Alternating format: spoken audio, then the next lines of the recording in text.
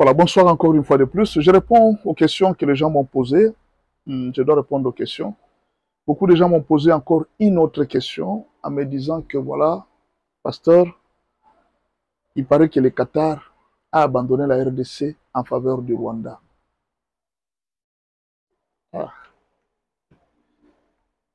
Bon, je ne sais pas. Je ne sais pas si comment on peut expliquer aux Congolais pour qu'ils comprennent. Ou bien alors, les Congolais ont une mémoire courte pour oublier l'histoire.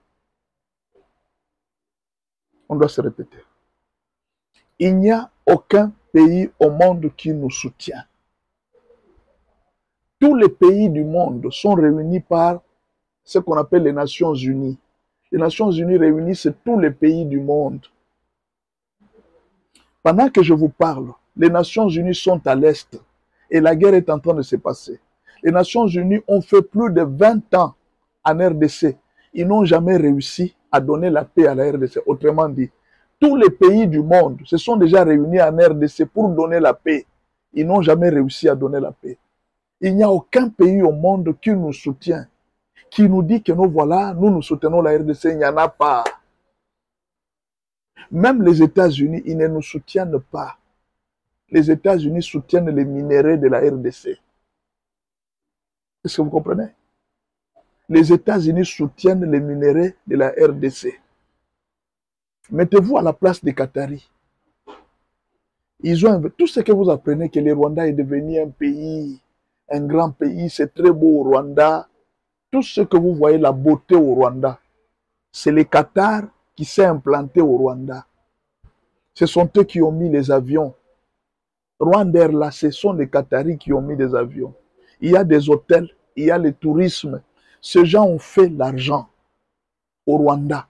Et en plus de ça, ce sont des gens qui achètent. Vous savez, les Arabes sont des grands commerçants. Ils achetaient les coltans au Rwanda, ils le vendaient.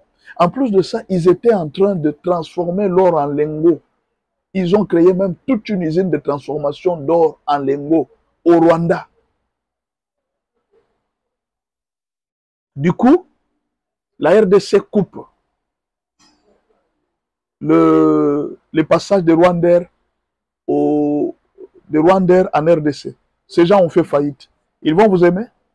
Ils vont vous soutenir? Ces gens-là, peut-être l'or ne passera plus au Rwanda pour leur usine là. Ces gens vont vous aimer?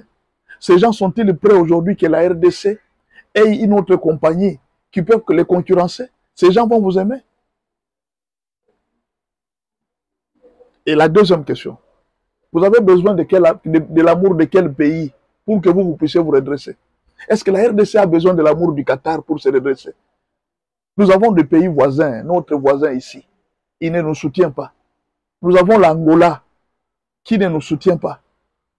L'Ouganda ne nous soutient pas. Le Kenya ne nous soutient pas. La Tanzanie, n'en parlons même pas. À part le Burundi, qui jusqu'à ce jour nous soutient. Et encore, il faut savoir, le Burundi nous soutient aussi, pas seulement par l'amour pour le Congo, mais aussi pour sa propre sécurité. Et si le Burundi n'était pas menacé sur le plan sécuritaire, le Burundi allait-il nous soutenir? Si au Burundi, il y avait un président Tutsi, est-ce que le Burundi allait-il nous soutenir? Vous avez un pays qui nous soutient. Le monde entier se réunit ici, en RDC, à travers la MONUSCO. Quel est ce pays qui nous soutient? C'est aujourd'hui que vous voulez rêver pour dire que non, les Qatars ne nous soutiennent pas, les Qatars soutiennent les Rwandais. Ils ont toujours soutenu les Rwandais, ils ont armé les Rwandais, ils équipent les Rwandais, ils ont des avions au Rwanda, ils ont tous, ce sont eux qui ont formé des militaires rwandais. Notre problème avec les Qatars, ce n'est pas que les Qataris vont nous aimer, notre problème, ce sont les Américains qui les ont imposés de faire ça. Mais ils ne peuvent pas aussi abandonner leurs intérêts. C'est à nous de prendre des stratégies contre quiconque nous attaque. Et aujourd'hui, si vous êtes en train d'évoluer avec l'idée de dire que non, nous avons des alliés ou non, Dieu est en train de nous montrer que nous ne pouvons pas compter sur les nations pour que nous puissions nous développer. Nous devons d'abord compter sur nous-mêmes, sur nos minéraux, sur ce que Dieu nous a donné. Il n'y a aucune nation qui ne nous aimera plus que nous-mêmes. Le grand problème, c'est quoi? Nous ne prenons pas nous-mêmes au sérieux. C'est ça le problème. Nous, les Congolais, nous aimons nous diviser à tout moment, même pour des futilités. Nous ne savons pas ce qui est priorité, ce qui n'est pas priorité. Par exemple, pour le moment, quelle est la priorité des Congolais? C'est de récupérer les territoires. Les territoires sont en train de partir. Donc vous pensez que nous, tels que nous sommes là, nous sommes contents que les ministres volent, que les ministres fassent ceci, nous nous taisons. Pasteur, toi, tu ne parles jamais mal du président, tu ne parles jamais des vols qui se font dans les pays, tu es injuste, tu ne parles jamais de Kabila, tu ne parles... Vous pensez que moi, je ne vois pas et je n'entends pas. Quelle est la priorité pour le moment? C'est ça le problème. Même les États-Unis, quand il y a une guerre, ils taisent d'abord leur dispute. Vous êtes des démocrates, nous sommes des républicains. Mais voilà aujourd'hui que Osama Ben Laden vient de bombarder les tours jumelles. Qu'est-ce qu'ils ont fait? Nous mettons d'abord nos discordances politiques de côté. Nous nous battons d'abord pour une même cause. Mais vous avez des politiciens, vous avez des généraux, vous avez des soldats qui combattent leur propre patrie. Et vous avez un peuple qui combat son propre président, qui se bat pour les libérer. Je vous répète encore, vous pensez que si le président Félix Tshisekedi a besoin de voler l'argent, il ne peut pas se soumettre à Kagame. Et Kagame va faire tout la besoin, il dit, bon, comme ça, au lieu de se battre, tu nous donnes autant de partis, toi aussi tu vas prendre autant de partis. Mais il peut négocier facilement et Kagame va lui donner tout. Kagame va lui permettre d'avoir la richesse comme il a permis aux autres d'en avoir. Kagame a donné la RDC à plusieurs nations. Les nations se sont enrichies derrière à travers Kagame.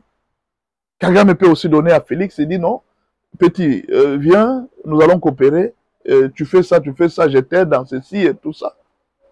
Il peut gagner sa vie et puis dire, bon, les Congolais, c'est leur affaire, on les laisse. Mais quelqu'un qui se bat, il s'est dit, non, non, nous ne pouvons pas accepter que cette histoire continue. Ne fût-ce que pour ça. Non, j'ai dit ceci, ne fût-ce que pour ça. On ne peut pas l'appuyer, on ne peut pas les soutenir. N'est-ce pas là notre priorité? Qu'on ne prenne pas nos terres. Vous, c'est seulement manger qui est un problème. Vous êtes sûr que vous allez manger si les balles commencent à crépiter ici? Vous allez manger vraiment? Vous êtes sûr que vous allez manger comme vous êtes en train de chercher? La nourriture, la nourriture. Si aujourd'hui les balles crépitaient dans la ville de Kinshasa, dans la ville de Lubumbashi, vous pensez que vous allez manger? Vous avez déjà vu les gens qui fuient la guerre? Au lieu de chercher d'abord la solution pour nos frères qui sont entrés dans les brousses, en train de fuir la guerre, qu'on se batte d'abord pour que ces gens aient la paix. Quand ces gens auront la paix, nous reviendrons vers Félix. Nous allons lui dire des vérités. Non, non. Pasteur, vous êtes en train de mal agir. Vous êtes en train de... Quelle est cette nation qui va dans une guerre quand elle est divisée? Vous allez gagner quoi? Vous pensez que si vous remplacez Félix à sa place, là, vous ferez mieux? Quand vous allez remplacer, vous êtes Katangé, vous n'aimez pas les Balouba. Même quand vous deviendrez président, les Balouba aussi ne vous aimeront pas. Vous pensez que vous allez régner dans l'unité? Tant que celui qui est là, vous ne le soutenez pas, vous aussi, quand vous serez président, personne ne vous soutiendra. Mais c'est ça le principe de la vie. Vous pensez que quand vous allez régner, c'est vous qui dirigerez mieux le Congo que celui qui est là. C'est ce que vous voulez nous dire. C'est ce que vous voulez nous montrer. Mais soyez sages et grandissez, non? Si nous sommes en train de nous battre aujourd'hui, c'est parce que nous avons des priorités. Quelle est la priorité que nous avons maintenant? Nous avons besoin de la paix à l'est de la RDC. Que nos frères cessent de fuir la guerre. Et la solution que le président Félix Tshisekedi a trouvée, les deals contre les mines, c'est une solution qu'il a proposée à l'Union européenne. L'Union européenne, à cause de Macron, ils ont refusé ça, ils ont rejeté ça. Ils veulent voler, continuer à voler chaque jour. Mais il a proposé aux États-Unis d'Amérique. Les Américains, avec l'autre président qui est parti, n'a pas voulu entendre. Il dit, nous avons déjà les minéraux, nous n'avons pas besoin de toi. Mais quand Trump est arrivé, il a dit, non, non, moi je n'aime pas que le sang puisse couler. Et vous allez comprendre la politique de Trump peut-être là. La guerre pour lui, c'est une dernière issue. Pourquoi? Parce qu'il est en train de courir derrière un prix Nobel de paix. Mais qu'il donne encore des militaires pour aller se battre. Non. Il est en train de donner des conseils à Paul Kagame, à Félix Tshisekedi. Nous avons besoin de la paix. Nous avons besoin de la paix. On donne des règles.